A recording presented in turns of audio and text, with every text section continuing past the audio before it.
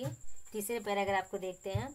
तो तीसरे पैराग्राफ में आप इसमें प्रसंग में लिख सकते हैं कि इसमें इन पंक्तियों में गुरु नानक देव के महान व्यक्तित्व और उनकी महत्ता पर प्रकाश डाला गया है। उनके व्यक्तित्व पर और उनके महत्व को दर्शाया गया है। व्यक्तित्व को और महत्व को दर्शाया गया है। तो यहाँ कहा गया है गुरु नानक देव का आविर्भाव आज से लगभग 500 वर्ष पूर्व हुआ था। कितने सौ वर्ष पूर्व? पूर्व माने पहले। 500 वर्ष पूर्व यानी 500 वर्ष पहले हुआ था। भारतवर्ष की मिट्टी में युग के अनुरूप महापुरुषों को जन्म देने का अद्भुत गुण है। आज के 500 वर्ष पहले का देश अनेक कुसंस्कारों में उलझा था। कु यानी बुरा, बुरे संस्कारों में उलझा था। जातियों, संप्रदायों, धर्मों और संकीर्ण कुलाभिमानों से, संकीर्ण माने होता है बहुत पतला, कह सकते बहुत छोटा, कुलाभिमानों यानी कि बुरे अभिमानियों, अभिमान समझ ही रहे हैं, घमंड से वह खंड विच्छिन्न हो गया था। खंड माने टुकड़े टुकड़ों विभाजित हो गया था। देश में नए धर्म के आगंतुक, आगंतुक माने आने वाले, के कारण एक ऐसी समस्या उठ खड़ी हुई थी जो इस देश के हजारों वर्षों के लंबे इतिहास से अपरिचित थी। अपरिचित, जो परिचित न हो। ऐसे ही दुर्घट यानी कि बुरा काल कह सकते हैं, दुर्घटना काल में इस देश की मिट्टी ने ऐसे अनेक महापुरुषों को उत्पन्न किया जो सड़ी रूढ़ियों, मृत प्राय आचार माने होता है शिष्टाचार, मृत माने मरा हुआ, यानी कि मरे हुए के समान हमारी जो आचार विचार थे, शिष्टाचार था, बासी विचारों और अर्थहीन संकीर्णताओं के विरुद्ध, जिसका कोई अर्थ ही नहीं है, ऐसे छोटी मानसिकताओं के विरुद्ध प्रहार करने में कुंठित नहीं। कुंठित माने होता है दुख, अंदर ही अंदर दुखी रहना, कुंठित नहीं हुए और इन जर्जर बातों, जर्जर का अर्थ होता है एक तरह से कह सकते हैं कि बहुत ही कमजोर बातों से परे, सब में विद्यमान, सबको नई ज्योति और नया जीवन प्रदान करने वाले महान जीवन देवता की महिमा प्रतिष्ठित करने में समर्थ हुए।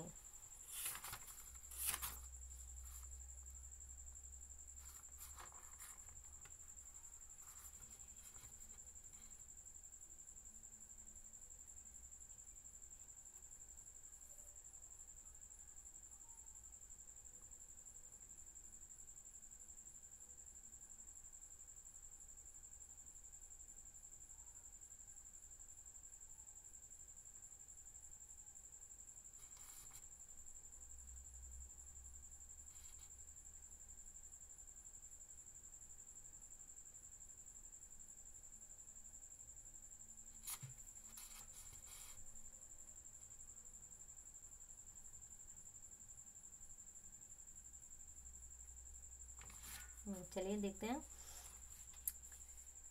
इन संतों की ज्योतिष मंडली में गुरु नानक ऐसे संत हैं जो शरत काल के पूर्ण चंद्र की तरह ही स्निग्ध हैं। स्निग्ध अभी हम बताए हैं, स्निग्ध का मतलब होता है चिकना या प्रेममय, मधुर कह सकते हैं, कोमल कह सकते हैं, प्रेममय। उसी प्रकार शांत निर्मल, उसी प्रकार रश्मि के भंडार थे। रश्मि माने किरण होता है, ज्योति।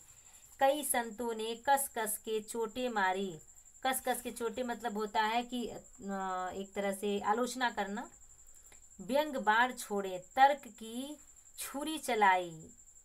तर्क में तर्क वितर्क करना, वार्तालाप करना। लेकिन महान गुरु नानक ने सुधा लेप का काम किया। सुधा माने क्या होता? अमृत, यानी अमृत लेप का काम किए।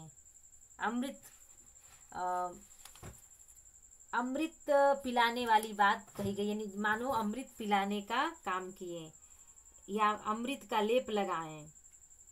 लेप कब लगाया जाता है? जहाँ चोट लगती वहां लेप लगाया जाता है। क्यों? कि वो चोट दूर हो जाए। उसी प्रकार यहाँ बताया गया, उपमा दिया गया है। यह आश्चर्य की बात है कि विचार और आचार की दुनिया में, ये यहाँ से इम्पोर्टेंट है, ध्यान दीजिएगा, जहाँ से ये विचार से भी इम्पोर्टेंट, विचार और आचार की दुनिया में इतनी बड़ी कांति ले आने वाला यह संत इतने मधुर, इतने स्निग्ध, इतने मोहक वचनों का बोलने वाला है, किसी का दिल दुखाए बिना, किसी पर आघात किए बिना, कुसंस्कारों को छिन्न करने की शक्ति रखने वाला, नई संजीवनी धारा से प्राणी मात्र को उल्लसित करने वाला। संजीवनी मतलब होता है जिला देने वाला, जीवित, पुनर्जीवित करने वाला एक औषधि, यानी कि दवा।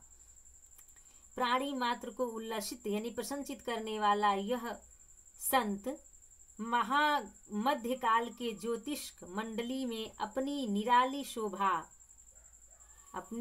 शोभा से शरद पूर्णिमा के पूर्ण चंद्र की तरह ज्योतिषमान है। आज उसकी याद आए बिना नहीं रह सकती। वह सब प्रकार से लोकोत्तर है, यानी कि लोक से अलग है। उसका उपचार प्रेम और मैत्री है, यानी मित्रता वाला है। उसका शास्त्र सहानुभूति और हित चिंता है। इसकी व्याख्या कर दे रहे हैं यहाँ से। व्याख्या विचार और आचार से यहाँ बताया गया है। नानक जी कहते हैं कि उसके समय के समाज में, यानी गुरु नानक देव एक महान संत थे। उनके समय के समाज में अनेक प्रकार की बुराइयां विद्यमान थीं। समाज का आचार दूषित हो चुका था, यानी कि शिष्टाचार जो था वो दूषित हो चुका था।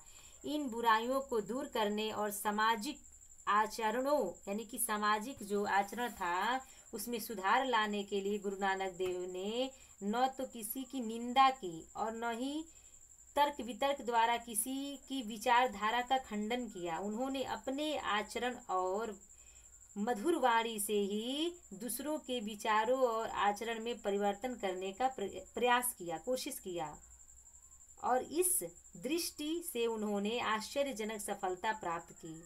बिना किसी का दिल दुखाए और बिना किसी को किसी प्रकार की चोट पहुंचाए उन्होंने दूसरों के बुरे संस्कारों को नष्ट कर दिया।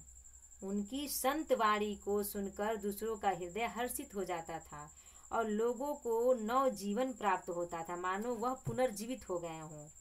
लोग उनके उपदेशों को जीवन दायिनी औषधि की भांति ग्रहण करते थे, मानो उनका जो उपदेश था वो संजीवन बूटी का काम करता था, मानो मरे हुए व्यक्ति को जिंदा कर देने वाला उनका शब्द रहता था।